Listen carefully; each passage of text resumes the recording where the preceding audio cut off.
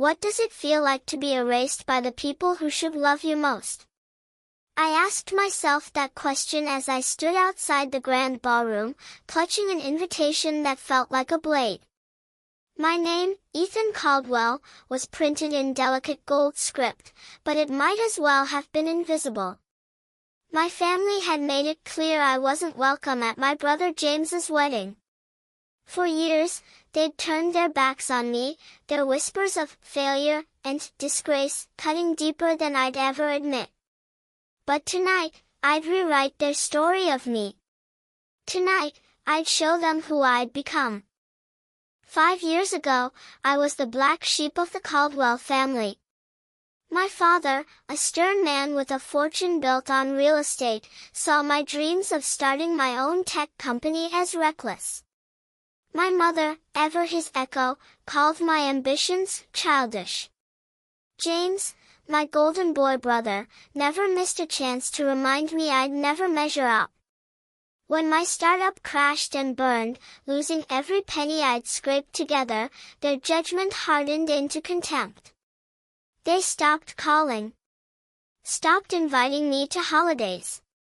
Stopped acknowledging me as family. The final blow came when James got engaged, and I learned through a friend that I wasn't even on the guest list. But a week before the wedding, an invitation arrived signed, impersonal, like an afterthought. I knew it was a mistake, but I held on to it like a lifeline. I spent those 5 years rebuilding. Sleepless nights, endless pitches, and a burning need to prove them wrong fueled me.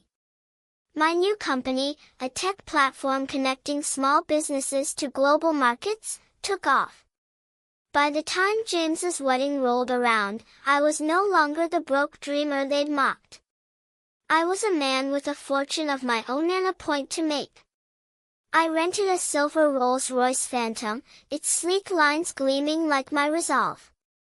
I didn't need their approval anymore, but I wanted them to see what they'd discarded.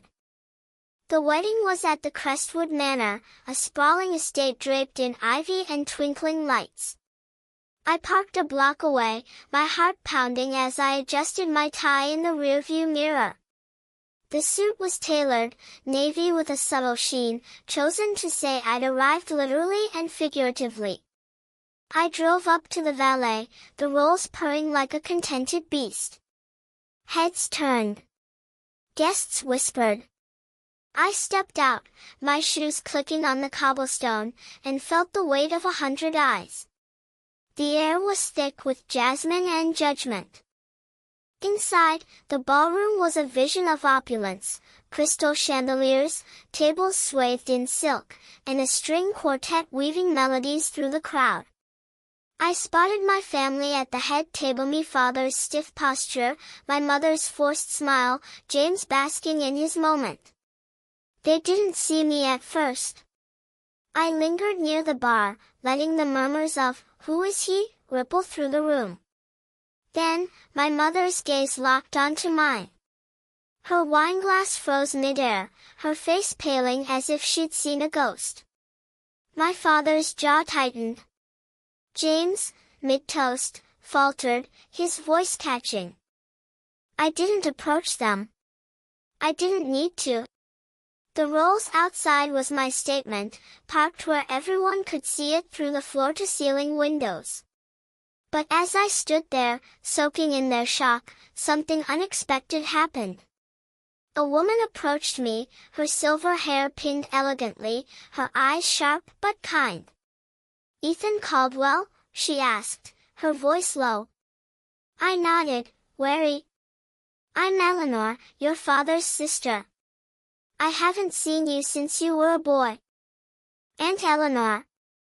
I barely remembered her, a family outcast, exiled for reasons no one ever explained. She'd left the country decades ago, and I'd assumed she was gone for good. "I heard what they did to you," she said, her gaze flicking toward my family. "They did the same to me when I chose my own path. But look at you now." Her smile was conspiratorial, like we shared a secret. She leaned closer.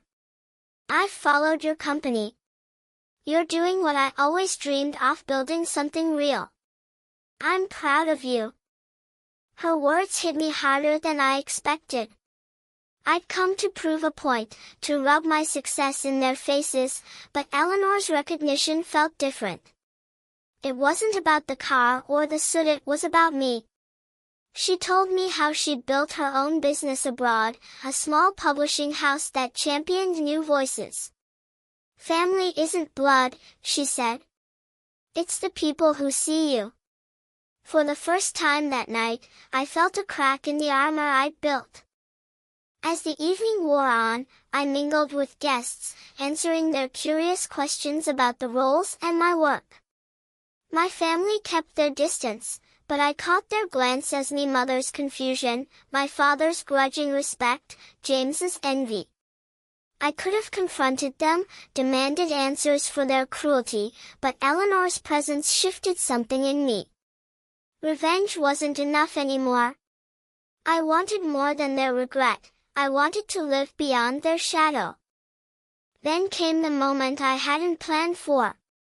James approached me, his tie slightly askew, his smile strained. "Ethan," he said, his voice loud enough to draw eyes. "Didn't expect to see you here. Nice car." The room quieted, waiting for my response. I could have humiliated him, listed every slight, every time he'd belittled me. Instead, I looked him in the eye and said, "Congratulations, James. I hope you're happy." I meant it.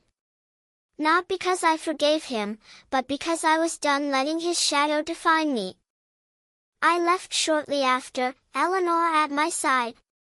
We stood by the rolls, the night air cool against my skin.